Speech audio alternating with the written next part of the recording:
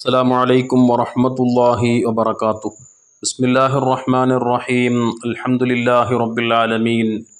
اللهم صل وسلم وبارك على رسولك وحبيبك سيدنا محمد وعلى آله وأصحابه سيدنا ومولانا محمد. സത്യവിശ്വാസിയായ മനുഷ്യനെ സംബന്ധിച്ചിടത്തോളം അവൻ ഇഹത്തിലും പരത്തിലും രക്ഷപ്പെട്ടു കിട്ടണം. ജനങ്ങളുടെ മുമ്പിലും അതുപോലെ തന്നെ സൃഷ്ടാവാകുന്ന അള്ളാഹുവിൻ്റെ മുമ്പിലും പരാജയപ്പെട്ടുകൂടാ. അതിനു വേണ്ടുന്ന കാര്യങ്ങൾ എന്തൊക്കെയാണ് എന്ന് അന്വേഷിച്ച് നടക്കുന്നവരാണ്. സത്യവിശ്വാസിയായ മനുഷ്യനെ സംബന്ധിച്ചിടത്തോളം ഭൗതികമായ ലോകത്തെ വിജയത്തേക്കാൾ, ഇവിടത്തെ രക്ഷപ്പെടലിനേക്കാൾ എല്ലാം ഉപരി നാളെ പാരത്രികമായ ലോകത്തെത്തുമ്പോൾ കാരുണ്യവാനായ റബ്ബിൻ്റെ മുമ്പിൽ നമ്മയൊക്കെ വിചാരണയ്ക്ക് വേണ്ടി കൊണ്ടുവരപ്പെടുമ്പോൾ അവിടെ ഒരിക്കലും പരാജയപ്പെടാൻ പാടില്ല. ഇവിടെ അല്പമൊക്കെ പ്രയാസങ്ങൾ സഹിക്കേണ്ടി വന്നാലും കാരുണ്യവാനായ റബ്ബിൻ്റെ മുമ്പിൽ ഞാൻ വഷളാകാൻ പാടില്ല. അവിടെ എനിക്ക് രക്ഷപ്പെടാൻ വേണ്ടി സാധിക്കണം. അള്ളാഹുവിൻ്റെ മഹ്ള ഫള് കൊണ്ട് സ്വർഗത്തിലെത്താൻ എന്നെ കൊണ്ട് സാധിക്കണം.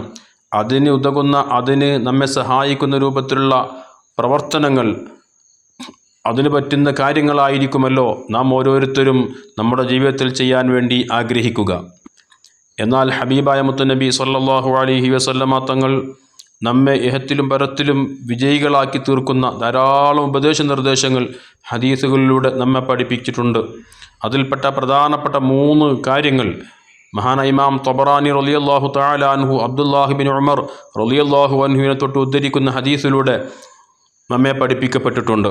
മുത്തുനബി സ്വല്ലല്ലാഹു അലൈഹി വസല്ലമ തങ്ങൾ പറഞ്ഞതായി കാണാം, അമ്മൽ മുൻജിയാത്തു, മനുഷ്യനെ രക്ഷപ്പെടുത്തുന്ന കാര്യങ്ങൾ എന്ന് പറഞ്ഞുകൊണ്ട് മുത്തുനബി തങ്ങൾ പറയുകയാണ്, ഫൽ അദ്ലു ബിൽ ഖദബി വരിള, അതേ ദേഷ്യമുള്ള സമയത്തും അതുപോലെ തന്നെ വലിയ സന്തോഷമുള്ള സമയത്തും നാം ഒരു വിഷയത്തിൽ ഇടപെട്ട് സംസാരിക്കുമ്പോൾ, അല്ലെങ്കിൽ ആ വിഷയത്തിൽ ഇടപെട്ടുകൊണ്ട് തീർപ്പ് കൽപ്പിക്കുമ്പോൾ, ആ വിഷയമായി ഇടപെടുമ്പോൾ ഒരിക്കലും നാം നമ്മുടെ എതിർവശത്ത് നിൽക്കുന്ന, അതല്ലെങ്കിൽ നാം ഏതൊരു വിഷയത്തിലാണോ ചർച്ച ചെയ്യപ്പെടുന്നത് ആ ചർച്ചയിലുള്ള വ്യക്തികളെ സംബന്ധിച്ച് നാം ഒരു ഉറച്ച തീരുമാനമെടുക്കാൻ പാടില്ല. ശക്തമായ ദേഷ്യമുള്ള സമയത്താണെങ്കിൽ ഒരുപക്ഷെ നമ്മുടെ ദേഷ്യം അതവർക്ക് പ്രതികൂലമായി, അവർക്ക് അവകാശപ്പെട്ട വിഷയങ്ങൾ തന്നെ അത് പ്രതികൂലമായി അവർക്കെതിരെ പറയുന്ന, അവർക്കത് സംസാരിക്കേണ്ടുന്നൊരവസ്ഥ വന്നേക്കും. അതുപോലെ തന്നെ വലിയ സന്തോഷമുള്ള സമയത്തും നാം ഒരു വിഷയത്തിൽ ഇടപെട്ട് സംസാരിക്കുമ്പോൾ നാം ആരെക്കൊണ്ടാണ് സന്തോഷിക്കുന്നതെങ്കിൽ, ഏതൊരു വിഷയത്തിലാണ് നമുക്ക് സന്തോഷമുള്ളതെങ്കിൽ ആ സന്തോഷത്തിന് അനുകൂലമാകുന്ന രൂപത്തിൽ, അതവർക്ക് അർഹതപ്പെട്ടതല്ലാത്ത വിഷയത്താണെങ്കിൽ തന്നെയും അവരോടുള്ള സ്നേഹം കാരണം, ആ തൃപ്തി കാരണം അവർക്ക് അനുകൂലമായി ആ വിഷയത്തിൽ ഇടപെടുന്നൊരു സാഹചര്യം വന്നേക്കും. അതുകൊണ്ട് തന്നെ ദേഷ്യമുള്ള സമയത്താണെങ്കിലും, അതുപോലെ തന്നെ വലിയ വെറുപ്പുള്ള അതുപോലെ തന്നെ വലിയ സന്തോഷമുള്ള സമയത്താണെങ്കിലും ഒരു വിഷയത്തിൽ നാം ഏർപ്പെട്ട് സംസാരിക്കുമ്പോൾ നീതിയുക്തമായിരിക്കണം ആ വിഷയത്തിൽ നാം വിധി കൽപ്പിക്കേണ്ടത്. എങ്കിൽ മാത്രമേ നമുക്ക് രക്ഷപ്പെടാൻ വേണ്ടി സാധിക്കൂ. എന്നല്ലാതെ സ്വാർത്ഥത കാരണം, മറ്റുള്ളവരുടെ സ്നേഹം കാരണം, അല്ലെങ്കിൽ വെറുപ്പ് കാരണം ഒരു വിഷയത്തിൽ നാം ഇടപെട്ട് സംസാരിക്കുമ്പോൾ അതൊരു പക്ഷേ പ്രതികൂലമായി ഹക്കിനെതിരായിക്കൊണ്ട് നാം സംസാരിക്കേണ്ടി വന്നേക്കാം. അതില്ലാതിരിക്കാൻ പ്രത്യേകം ശ്രദ്ധിക്കണം. അതുപോലെ തന്നെ മുത്തുനബി സ്വല്ലല്ലാഹു അലൈഹി വസല്ലം 2ാമതായി പറഞ്ഞതായി കാണാം, വൽ ഖസ്ദു ഫിൽ ഫഖ്രി വൽ ഗിന, ഐശ്വര്യമുള്ള സമയത്തും ദാരിദ്ര്യമുള്ള സമയത്തും ഈ 2 അവസ്ഥയിലും ഒരു മധ്യനില സ്വീകരിക്കുകയാണ് വേണ്ടത്.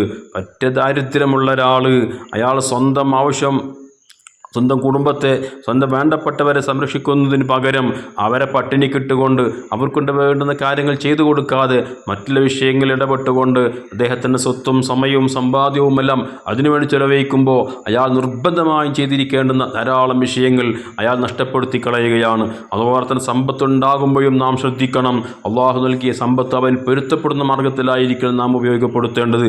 എന്നല്ല ധാരാളം സമ്പത്തുണ്ടെന്ന് മനസ്സിലാക്കി എന്ത് തോന്നിവാസവും ചെയ്യാൻ ഒരിക്കലും ആ സമ്പത്ത് ഉപയോഗിക്കാൻ പാടില്ല. ഇത്തരം സാഹചര്യങ്ങളിലൊക്കെ വളരെ സൂക്ഷ്മതയോടുകൂടിയായിരിക്കണം നാം കാര്യങ്ങൾ കൈകാര്യം ചെയ്യേണ്ടത്. 3ാമത്തെ കാര്യം ഖശിയത്തുല്ലാഹി തആല ഫി സിറ്റി വൽ അലാനിയ, രഹസ്യത്തിലും പരസ്യത്തിലും അള്ളാഹുവിനെ ഭയപ്പെടണം. ഒറ്റക്കാണ്, ആരും തന്നെ കാണാനില്ല, ആരും അറിയാനില്ല, ആരും കേൾക്കാനില്ല എന്ന് മനസ്സിലാക്കി എന്ത് തോന്നിവാസവും ചെയ്യാൻ നാം അത്തരം സാഹചര്യങ്ങൾ ഉപയോഗപ്പെടുത്താൻ പാടില്ല. കാരണം കാരുണ്യവാനായ റബ്ബിനെ മറച്ചു വെക്കാൻ ഒരാൾക്ക് മുന്തിനും സാധ്യമല്ലല്ലോ. അതുപോലെ തന്നെ പരസ്യമായും നമ്മുടെ പരസ്യത്തിലും 4 ആളുകൾക്കിടയിലാകുമ്പോൾ വലിയ നല്ല പിള്ള ചുമയുന്നൊരവസ്ഥ, ആ റിയാ മനസ്സിലേക്ക് കടന്നു കടന്നു വരുന്ന അവസ്ഥ അതുണ്ടാവാതിരിക്കാനും പ്രത്യേകം ശ്രദ്ധിച്ച് ഇങ്ങനെ നമ്മുടെ രഹസ്യവും പരസ്യവും നമ്മുടെ ദാരിദ്ര്യവും ഐശ്വര്യവും അതുപോലെ തന്നെ നമ്മുടെ സന്തോഷവും സന്താപവും എല്ലാത്തിനും ഒരു മിതത്വം പാലിച്ചുകൊണ്ട് ആഖിറം ചിന്തിച്ചുകൊണ്ട് എന്നെ ആഖിറത്തിൽ ചോദ്യം ചെയ്യപ്പെടുമെന്ന ആ ബോധത്തോടുകൂടെ നമ്മുടെ എല്ലാ സാഹചര്യങ്ങളും നാം ഉപയോഗപ്പെടുത്തുമ്പോഴാണ് യഥാർത്ഥ വിശ്വാസിയായി നമുക്ക് ജീവിക്കാനും അതുവഴി നമുക്ക് രക്ഷപ്പെടാനും സാധിക്കുകയുള്ളൂ. അല്ലാഹു സുബ്ഹാനഹു വ തആല ഇരുലോക വിജയികളിൽ നമ്മളെല്ലാവരും ഉൾപ്പെടുത്തി തരട്ടെ. ആമീൻ. അസ്സലാമു അലൈക്കും വറഹ്മത്തുള്ളാഹി വബറകാതുഹു.